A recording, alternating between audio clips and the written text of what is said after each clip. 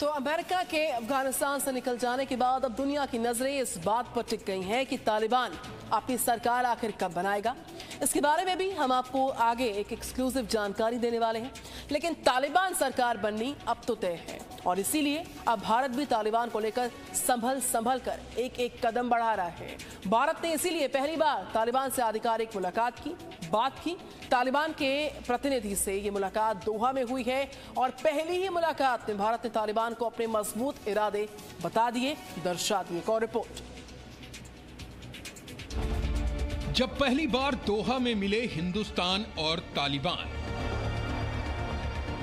तालिबान से मुलाकात हुई, आखिर क्या बात हुई? भारत के नजरिए से तालिबान को लेकर ये अब तक की सबसे विस्फोटक खबर है। ऐसी खबर है जिसके बारे में पूरा देश जानने को बेताब है। इस बैठक के बाद से हर भारतीय के मन में यही सवाल है कि तालिबान से भारत की यह आधिकारिक मुलाकात किस मुद्दे को लेकर हुई, इस मुलाकात का मकसद क्या था, बैठक में दोनों के प्रतिनिधियों के बीच क्या क्या बातें हुई, भारत सरकार की तरफ से तालिबान को क्या कहा गया, तालिबान ने भारत से क्या कहा। तो इस विशेष बैठक की हर वो बड़ी बात आज आपको जी न्यूज बताएगा। सबसे पहले तो आप ये जान लीजिए कि हिंदुस्तान तालिबान के बीच ये आधिकारिक बैठक अमेरिका के अफगानिस्तान से निकलने के बाद मंगलवार को कतर के दोहा में हुई।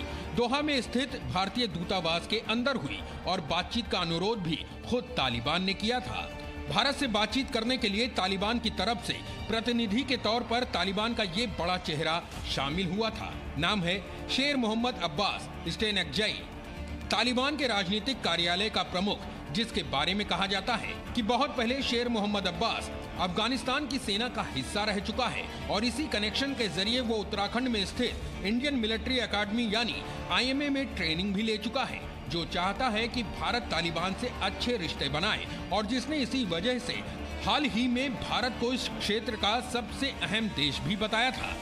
हिंदुस्तान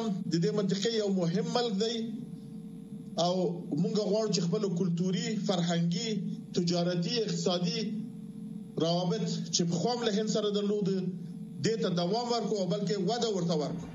तालिबान के इसी बड़े चेहरे ने इस बयान के बाद मंगलवार को भारत से बातचीत करने की पहल की और इसके बाद कतर में भारतीय राजदूत दीपक मित्तल से दूतावास जाकर मुलाकात की। विदेश मंत्रालय के मुताबिक इस आधिकारिक बैठक में भारतीय राजदूत दीपक मित्तल ने तालिबान को कड़े शब्दों में 3 बड़ी बातें समझा दी। पहली, अफगानिस्तान में फंसे भारतीय नागरिकों की जल्द वापसी सुनिश्चित हो।